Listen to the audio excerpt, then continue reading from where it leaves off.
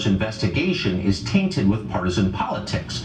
They've noted, for example, the strikingly high percentage of prosecutors on Mueller's team who are also major Democratic donors. The president himself has frequently echoed these charges, implying that the investigation is a partisan witch hunt concocted by his enemies to overturn last fall's election results, basically a coup. We haven't joined that chorus. Prosecutors, like military officers and surgeons, are trained to rise above their own politics in the service of duty, and most of them do that.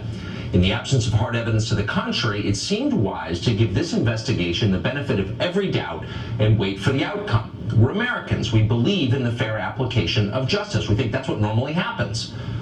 Well, unfortunately, it's getting harder to maintain that faith.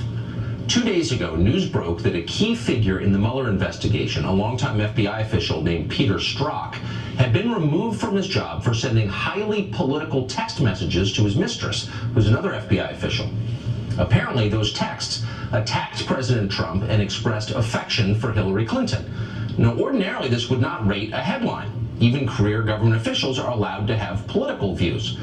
But this is no ordinary moment.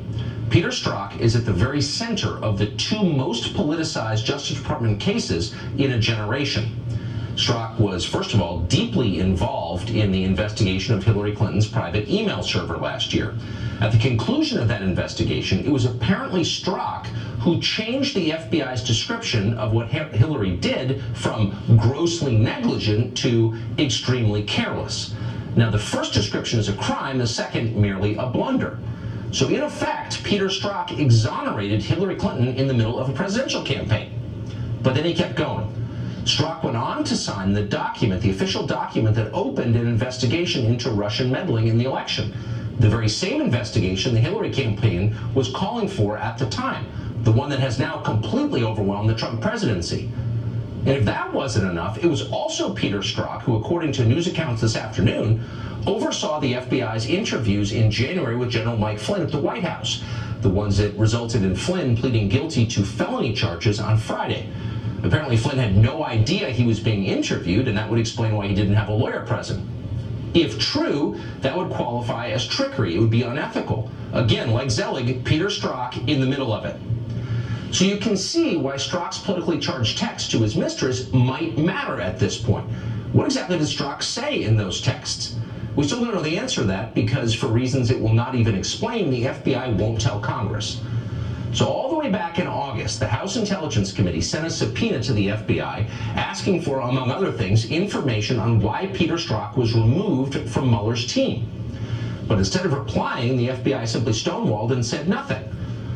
Well, that's not just infuriating, it's unconstitutional because the FBI is not its own government.